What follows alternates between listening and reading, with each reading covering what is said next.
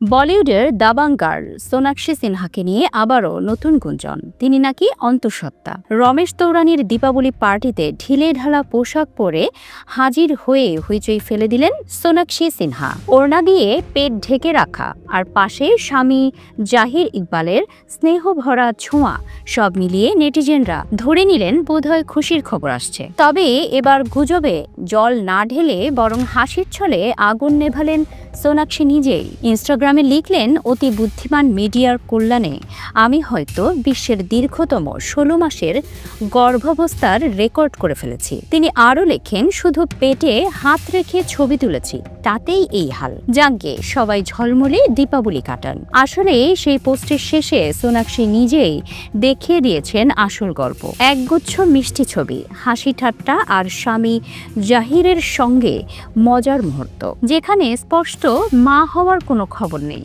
সবটাই ছিল এক মজার ভুল বোঝাবুঝি। ভিডিওতে দেখা যায় সোনাক্ষী যখন অনুষ্ঠানে ঢুকছেন, পেছন থেকে জাহির বলেন, দেখো। তারপর মজা করে স্ত্রীর পেটে হাত রাখতেই হেসে ফেলেন দুজনেই। পাশেই পাপারাজ্জিরা মুহূর্তেই ধরে ফেলেন সেই দৃশ্য। আর সেই মজার মুহূর্তকে নিয়েই শুরু হয় নতুন গুঞ্জন। শেষমেশ নিজের রসবোধ দিয়েই জল্পনা উড়িয়ে দিলেন সোনাক্ষী সিনহা।